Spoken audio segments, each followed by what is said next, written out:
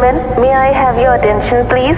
मौसम की गड़बड़ी की वजह से किसी भी सुरक्षा मानक से कांटेक्ट नहीं हो पा रहा, इसीलिए हमारी फ्लाइट जूनागढ़ गांव में लैंड करने वाली है। कृपया अपनी सीट की पेटी अच्छे से बांध लें। चिंता की कोई बात नहीं है, आज शाम को ही हमारी फ्लाइट टेक ऑफ करने के लिए बिल्कुल तैयार हो जाएगी और असुविधा के लिए खेद है। Ladies and gentleman, may I have your attention please. कुछ ही देर में फ्लाइट एक ऐसे गांव में लैंड करती है जहां चारों तरफ धूल ही धूल थी। हरियाली के नाम पर रेत के टीले के बीच में थोड़ी बहुत घास नजर आ रही थी। ओह नो, ये कैसी जगह है? दूर दूर तक ना कोई ट्रांसपोर्ट है ना रहने की जगह। ये कैसा खंडहर गांव है? भला एयरपोर्ट के नाम पर सिर्फ एक सड़क बना रखी है और कुछ भी नहीं। बसंत देखता है कि सभी आसपास ही टेंट लगाकर रहने का जुगाड़ कर रहे हैं। शाम तक की तो बात है, भला इसमें टेंट लगाने की क्या जरूरत है? और वैसे भी एक इंटरेस्टिंग जगह पर आ गया हूं मैं, शाम तक घूम फिर कर वापस आ जाऊंगा। ये सोचकर बसंत गांव के अंदर दाखिल हुआ। अरे बाप रे, बहुत गर्मी है इस गांव में तो। भैया सुनो, जरा एक नींबू पानी लगाना। ये लीजिए भैया, अभी तो गर्मी आए भी नहीं है, अभी तो बस शुरुआत है, शुरुआत। हाँ अरे ये क्या, मैंने आपसे नींबू पानी मांगा था, आप ही मुझे क्या दे रहे हैं? अरे पी लीजिए साहब, ये है बेल का रस, समझे? हमारे दादा और दादा के जमाने का नुस्खा है ये। हाँ, बेल का रस? I don't like it. अरे भैया, इसकी आपको बहुत जरूरत पड़ेगी। अभी 10 कदम आगे जाएंगे ना तो कदम लड़खड़ाने लगेंगे इस गर्मी में। पूरे गांव वाले यही रस पीते हैं, वो भी मेरे ही ठेले से। हाँ, पेट को भी ठंडा रखता है और ताकत भी बनाए रखता है ये, समझे? पी लीजिए। बसंत दुकान वाले के कहने पर नाक बंद करके वो जूस पी लेता है। इसका टेस्ट ना बिल्कुल भी अच्छा नहीं था। ये लो, पकड़ो अपने पैसे। बसंत आगे बढ़ा, उसे एक बहुत सुंदर बगीचा नजर आया। पूरे गांव में कहीं हरियाली नहीं है, लेकिन ये थोड़ी सी शांत और अच्छी जगह लग रही है। It's like a park. Basant अपना सूटकेस साइड में रख देता है। पेड़ों की छांव के नीचे चिड़ियों की चहचहाहट के बीच उसे अच्छी नींद आ गई। लेकिन उसकी नींद जैसे ही खुली, उसने देखा कि अब अंधेरा होने वाला है और ठीक उसके सर के ऊपर से वो हवाई जहाज उड़ा जिसमें वो बैठकर वहां पहुंचा था। बसंत बौखला गया। Oh shit shit shit shit, मुझे समय का पता कैसे नहीं चला? ओह नो, सब जा चुके हैं और मैं यहाँ रह गया। ये तूने क्या किया बसंत? तू इतना बेवकूफ कैसे हो सकता है रे कि तू सो गया, और वो भी बेफिक्र होकर। बसंत अपना फोन लेकर यहाँ से वहाँ दौड़ने लगा, लेकिन गांव में कहीं भी नेटवर्क नहीं मिला। वो जैसे ही बाजार के बीच पहुंचा, सभी लोग उसे तिरछी नजरों से देखने लगे। ये जगह एक तो मेरे लिए वैसे ही अननोन है और ऊपर से नेटवर्क भी नहीं आ रहा है। जो मैं अशोक को कॉल करूं, वो हेल्प भेजेगा मेरे लिए। और ये लोग तो मुझे बहुत अजीब नजरों से देख रहे हैं, कहीं मेरा सामान न चोरी कर लें। इतने में ही राधा बोल पड़ी। अरे शहरी बाबू, आप तो उस हवाई जहाज में बैठकर आए थे ना, वापस क्यों नहीं गए? हमारे गांव में ही रहने का इरादा है क्या? हाँ, अभी थोड़े टाइम तक तो मैं गांव में रुकने वाला हूँ। क्या है ना, वैसे क्या यहाँ आसपास कोई होटल है? राधा मुस्कुराई। होटल के नाम पर आपको सिर्फ तबेले ही मिलेंगे। जी हाँ, यहाँ कोई आता जाता ही नहीं, तो होटल व्यापार तो यहाँ से चलने से रहा। लगता है आप गलती से यहाँ रह गए, वरना ऐसी ऊट पटांग बातें तो यहाँ रुकने वाला कोई नहीं करेगा। गांव में होटल का क्या काम? बसंत और भी ज्यादा टेंशन में आ गया। अरे साहब, आप चिंता मत कीजिए, हम लोग अपने मेहमानों का अच्छा ख्याल रखते हैं। मैं आपको गेस्ट हाउस ले जाता हूँ। Oh my God, very impressive. मैंने तो सोचा ही नहीं था कि ऐसी जगह पर भी गेस्ट हाउस हो सकता है। चलो चलो भाई, लगता है तुम भगवान के भेजे हुए कोई फरिश्ते हो। उसके बाद राघव बसंत को गेस्ट हाउस के पास लेकर आ गया। बसंत ने देखा कि उसके सामने एक टूटी फूटी झोपड़ी है। उस झोपड़ी के बाहर एक लालटेन लटक रही थी। उस लालटेन के आसपास ढेर सारे मच्छर थे। गेस्ट हाउस कहाँ है? जी ये रहा हमारे गांव का सबसे अच्छा हाउस। ये है तो मेरी बुआ का, लेकिन वो पिछले हफ्ते ही चल बसी। तब से तो ये घर खाली ही है और अब आप आ गए हो तो यहाँ रह लो। आप भी तो गेस्ट ही हुए ना, और ये हमारा हाउस है ही, इसलिए आप गेस्ट और ये हाउस, ये गेस्ट हाउस। बसंत अपना सर पकड़ लेता है। अबे यार, यहाँ के लोगों में कम दिमाग है क्या? यहाँ पर इसकी बुआ की मौत हुई है और वो भी पिछले हफ्ते, और ये कह रहा है कि मैं यहाँ पर। बसंत पीछे मुड़कर देखता है। वहाँ घने अंधेरे के अलावा कुछ नहीं था। अरे यार, यहाँ रुकने के अलावा कोई और रास्ता नहीं है। बसंत घर के अंदर दाखिल हुआ। यहाँ बिजली सुबह शाम आती है। बिजली की तो कोई भी परेशानी नहीं है, बस जरा गर्मी ज्यादा पड़ती है बस। लेकिन उसका भी गांव वालों के पास पूरा समाधान है। ये देखिए, ये आपका बिस्तर। थोड़े बहुत खटमल मिलेंगे लेकिन एडजस्ट कर लेना, और सामने ही खिड़की है, उसको खोल लेना, ठंडी ठंडी हवा आएगी। अच्छा, मैं आपसे अब सुबह मिलता हूँ, मुझे बड़ी नींद आ रही है। अच्छा। ये बोलकर राघव वहाँ से चला गया। बसंत भी बहुत थका हुआ था, इसलिए वो भी सो गया। अगली सुबह जब वो उठा, ओह शिट यार, आज भी मेरे फोन में नेटवर्क नहीं आ रहा है। बिस्तर के खटमलों ने तो मेरा पूरा खून ही चूस लिया। बड़ी गर्मी भी लग रही है यार। ऐसा कहते हुए बसंत झोपड़ी से बाहर गया। उसने देखा गौशाला के बाहर कुछ बच्चे खेल रहे हैं। उन सभी ने एक छोटा सा स्विमिंग पूल बनाया था, लेकिन उसके अंदर पानी नहीं, गोबर था। अबे छी छी छी छी, ये बच्चे गोबर में क्यों नहा रहे हैं? अरे काका, आप भी नहाओ। गोबर में नहाने से पूरा शरीर साफ हो जाता है, और सबसे अच्छी बात, ये बहुत ठंडा होता है। बड़ा मजा आता है इसमें नहाने में। कि तभी शरारती बच्चे ने एक बाल्टी में गोबर का पानी भरा और बसंत के ऊपर फेंक दिया। हमारी बातों पर यकीन नहीं था ना, अब तो यकीन आ गया कि गोबर से नहाने से दिमाग और शरीर दोनों ठंडा हो जाता है। बसंत भागता हुआ एक हैंडपंप के नीचे बैठ गया। अरे अरे नहीं, जल्दी से हैंडपंप चलाओ, जल्दी से पानी डालो मेरे ऊपर। इतना गंदा गंदा गोबर गया है मेरे शरीर पर। छी छी छी छी छी।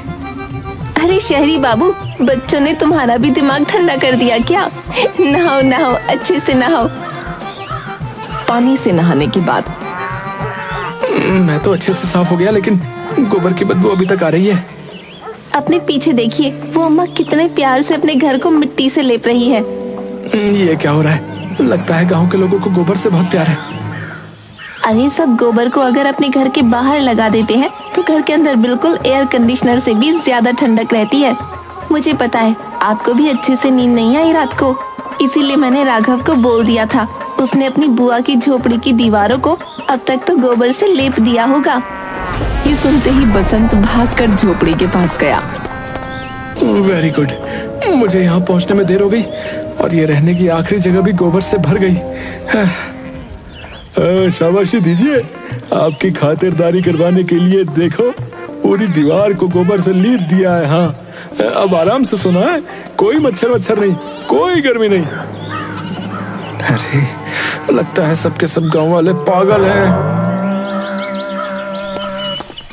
बसंत उस बगीचे में पहुंच गया जहां उसे चैन की नींद आई थी। वो एक पेड़ के नीचे खड़ा होकर अपने फोन में नेटवर्क तलाश रहा था कि तभी उसके ऊपर पानी की कुछ बूंदें गिरी। अरे इतनी कड़कती धूप के बीच ये ठंडी ठंडी पानी की बूंदें कितनी अच्छी लगती हैं। गांव के तो हैंडपंप से भी उबला हुआ पानी निकलता है, पर ये पानी कितना ठंडा है। ऊपर वाले को मुझ पर तरस आ गया और उसने मुझ पर पानी की बौछार कर ही दी। राहत की सांस लेते हुए बसंत ने ऊपर देखा। वो देखता है कि एक इंसान पेड़ पर बैठकर छींक रहा है। उसकी छींक का पानी ही बसंत के ऊपर गिर रहा था। छी छी छी छी, ये चीख रहा था और मैं क्या क्या सोच रहा था। अरे ओ पागल, तुम पेड़ के ऊपर क्यों चढ़े हुए हो? अगर पैर फिसला ना तो सीधे पेड़ से भी ऊपर जाओगे। अरे भैया भैया, पेड़ के ऊपर बैठकर बड़ी ठंडी ठंडी हवा आती है। आहा, आज तो बड़ी धूप है, शाम को आता हूँ यहाँ पे। है हट जाओ मेरे नीचे थे, वरना तुम्हारे ऊपर ही कूद जाऊंगा मैं। जय हनुमान। बसंत फौरन अपने कदम पीछे लेता है। वो देखता है कि इतने ऊंचे पेड़ से उस आदमी ने एक ही छलांग में जमीन पर कदम रख दिया। कैसा गांव है ये, जिसे देखो कोई ना कोई गर्मी से बचने का नुस्खा ही बताए चला जा रहा है। कभी बोलते हैं पेड़ पर चढ़ जाओ, कभी बोलते हैं गोबर से नहा लो। गांव के दिमाग में भी गोबर है। छी छी छी छी, पहले तो मुझे जल्दी से दोबारा नहाना होगा। बसंत अपनी झोपड़ी के पास पहुंचा। उसने देखा कि बाथरूम की कोई सुविधा नहीं है। हैंडपंप के पास बैठकर ही नहाना होगा। एक तो इतनी कड़कती धूप, ऊपर से धूप में बैठकर नहाना। ओह माय गॉड, कब निकलूंगा मैं इस गांव से बाहर। इतनी कड़कती धूप में पानी भी बहुत गर्म हो चुका था, लेकिन बसंत को उसी से नहाना पड़ा। नहाने के बाद जब वो अपनी झोपड़ी में गया तो उसे बहुत अच्छा महसूस हुआ। लगता है राघव झूठ नहीं कह रहा था। इस गोबर वाले घर के अंदर तो सच में बहुत ठंडक है। एक्चुअली यहाँ की हवा भी अब साफ लग रही है और गोबर की तो बदबू भी नहीं रही। इम्प्रेसिव। बसंत को बहुत अच्छी नींद आई। शाम को जब वो गांव वालों के बीच पहुंचा तो उसने देखा कुछ लोग शरबत पी रहे थे। अरे ये तो वही शहरी बाबू है। अरे यहाँ आओ शहरी बाबू, ये लो शरबत पियो। नो थैंक्स, मुझे नहीं चाहिए। अरे बाबा, नाक बंद करो और सुलग जाओ, बता रहे हैं। ये सत्तू का जूस गर्मी के लिए बहुत अच्छा होता है। हाँ, पियो पियो, मजा आएगा। गांव वाले जबरदस्ती बसंत को सत्तू का रस पिला देते हैं।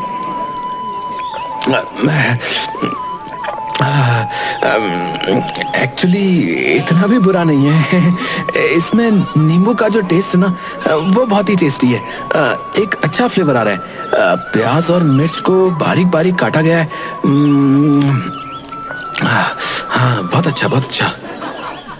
अरे यहाँ पर ऐसे ही शाम को सत्तू का रस पिया जाता है और दोपहर में भी। गर्मी में बड़ा काम आता है भैया। पेट और दिमाग दोनों ठंडा रहता है और साफ भी। हाँ, प्रोटीन भी मिलता है सो अलग। काका, यहाँ पर अगली फ्लाइट कब आने वाली है? कुछ आइडिया है आपको क्या? फ्लाइट? अरे पूरे 30 साल बाद तो एक विमान उतरा था जो कुछ ही घंटों बाद निकल गया, लेकिन एलियन की तरह आपको यहाँ छोड़ गया। अब अगला विमान कब आएगा वो तो भगवान जाने। क्या यहाँ पर टेलीफोन मिलेगा? टेलीफोन? हाँ हाँ बेटा, वो तो मिलेगा। बाकी फोन में नेटवर्क आते नहीं। बाकी हाँ, चंचल पनवाड़ी की जो दुकान है वहाँ चले जाओ। बसंत चंचल पनवाड़ी के पास पहुंचा और उसने अपने फोन से नंबर निकालकर अपने दोस्त को टेलीफोन किया। अरे तू कहाँ रह गया था भाई? तेरी फ्लाइट तो 3 दिन पहले ही यहाँ पर पहुंच गई है, लेकिन तू कहाँ रह गया? ना कोई फोन, ना कोई पता, ना कोई मैसेज। अरे यार, सच में तुझे मिलकर ही बताऊंगा। अभी बस तू इस गांव में आजा। अरे भाई, ये जो जूनागढ़ गांव है ना यहाँ पर नेटवर्क है ना ही कुछ और। मैं यहाँ पर फंस गया हूँ यार। भाई मुझे ले चल यहाँ से, वरना मैं पागल हो जाऊंगा, बता रहा हूँ। 2 दिन और रुका तो गांव वाले गर्मी से बचने के नुस्खे बता बता कर ना मेरा दिमाग खाली कर देंगे यार। इतने में ही फोन कट गया। हेलो हेलो, अबे अबे अबे यार, फोन क्यों कट गया यार? भैया बस आपका समय यहीं तक था भैया, बिजली जा चुकी है, ठीक है? अरे लेकिन राघव ने कहा था कि सुबह शाम बिजली आती है। मेरी उस झोपड़पट्टी में तो बिजली का कुछ है ही नहीं जो मुझे पता चले, लेकिन गांव में तो सुबह शाम आती है ना। बिल्कुल सही कहा, सुबह शाम ही आती है। आपको सुनने में गलती हुई है। उसने सुबह शाम ही कहा, लेकिन आपने सुबह से शाम सुना। लीजिए पान खाइए, मुंह बिल्कुल ठंडा कर देगा। हाँ खाइए खाइए, गर्मी में मजा आ जाएगा। एक मिनट मैं अब बताइए। ये लो एक और नुस्खा, दो भैया दो, पान भी खिलाई दो। पान खाकर बसंत के मुंह में ठंडक होने लगी।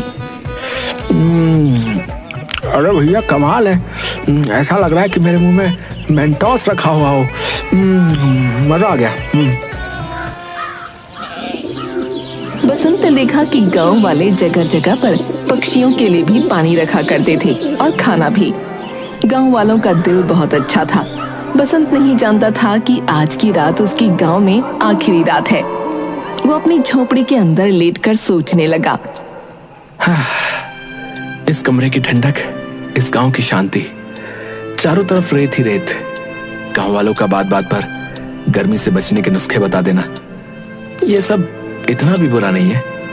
इस झोपड़ी में नींद तो बहुत अच्छी आती है। चलो सो जाता हूँ, सुबह सोचूंगा। और अगली सुबह होते ही बसंत के दरवाजे पर उसका दोस्त अशोक अपनी जीप के साथ खड़ा था। अरे क्या बात है अशोक मेरे दोस्त, तू तो बिल्कुल टाइम पर आ गया यार। तुझे मेरा पता किसने बताया यार? अरे बिल्कुल भी मुश्किल नहीं था मेरे भाई शहरी बाबू। अच्छा अब जल्दी चलो, वरना रात हो जाएगी तो रास्ता भटक जाएंगे, बता रहा हूँ। बसंत फौरन अपना सामान उठाकर जीप में बैठ गया। जब वो गांव से निकल रहा था तब सभी गांव वाले विनम्र आंखों से बसंत की ओर देख रहे थे। बसंत उन सभी को अलविदा कहता है और अपने दोस्त के साथ शहर लौट आता है। Welcome home. कैसा लग रहा है वापस से शहर की तंग गलियों में आकर? और कैसा लग रहा है एसी के सामने सोकर? वैसे गांव में तो तुम्हारा बड़ा बुरा हाल होगा नहीं? ये तो तुमने सही कहा यार, अपना घर तो अपना ही घर होता है। लेकिन वहां भी ना मुझे यार सच बताऊं तो बड़ा अच्छा महसूस हुआ यार। वहां पर एसी नहीं है यार, लेकिन एसी की जरूरत भी नहीं है। हालांकि गर्मी बहुत पड़ती है, लेकिन गर्मी से बचने का हर एक पॉसिबल तरीका है यार, और हेल्दी भी है। मानना पड़ेगा यार गांव वालों को, वो बहुत स्मार्ट लोग हैं यार। उस रात बसंत सो रहा था, तब उसे ख्याल आया। अगली सुबह होते ही वो फौरन बैंक की तरफ रवाना हो गया। उसने बैंक से कुछ पैसों का लोन लिया था। अरे भाई तू आ गया? काम वाली बता रही थी कि तू बैंक गया है, लेकिन बैंक में तेरा क्या काम? थोड़े दिनों बाद सब बता दूंगा यार। इतने में ही अशोक ने देखा कि ट्रक भर भर कर गोबर मिट्टी बसंत ने घर के बाहर खड़ी करवा रखी थी। अरे तू पागल तो नहीं हो गया है? ये सारा सामान यहाँ क्यों लेकर आया रे? अरे तू बस देखता जा यार। बसंत को बैंक से लोन मिल चुका था। बसंत किराए पर एक जमीन लेता है और वहाँ पर काम करवाना शुरू कर देता है। वो मिट्टी के छोटे छोटे घर बनाता है और उनकी गोबर से लिपाई करवा देता है।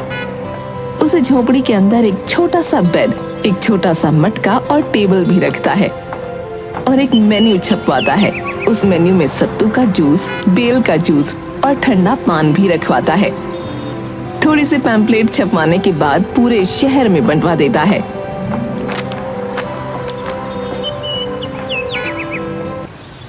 अबे यार लगता है भाई तू पागल हो गया है। आजकल 5 स्टार के जमाने में तेरे इस विलेज होटल में कौन आना चाहेगा रे? मिट्टी के घर में कौन रहना पसंद करेगा यार? और ये मेन्यू में क्या है? ओ बेल का जूस। भाई ये क्या है भाई? इतने में ही बसंत के पास कस्टमर का कॉल आता है। जी हमने आपका पैम्फलेट देखा और हमें बड़ा ही यूनिक लगा। अब क्या है ना कि हम और हमारे बच्चे हर साल गांव तो नहीं जा पाते, पर आपने गांव का मजा शहर में ही दिलवा दिया, तो मजा आ गया। जल्दी से बता दीजिए कि आपके प्राइसेस क्या हैं? और ऐसे ही एक एक करके कस्टमर्स की लाइन लग गई। कुछ समय पहले तो कह रहा था भाई कि मैंने ठीक नहीं किया। अरे मान गए गुरु, मजा आ गया यार। बहुत अच्छा बिजनेस सेटअप तैयार कर दिया यार तुमने तो। इतना अच्छा आइडिया आया कहां से? ये सब जूनागढ़ गांव वालों की वजह से है यार। तुम देखना, उस घर में जो भी गेस्ट आएंगे ना, खुशी से पागल हो जाएंगे। गर्मी का ऐसा इंतजाम कर रखा है कि वो भूल जाएंगे कि मार्च है या दिसंबर। गांव वालों की बदौलत बसंत को एक बहुत अच्छा बिजनेस आइडिया मिल चुका था और भगवान की दुआ से उसका बिजनेस धीरे धीरे अच्छा हो रहा था। कुछ ही समय बाद बसंत ने बैंक से लिया हुआ लोन भी चुका दिया और इस बिजनेस को खूब आगे बढ़ाया। लोगों को गर्मी से बचने के लिए नुस्खे बहुत रास आ रहे थे।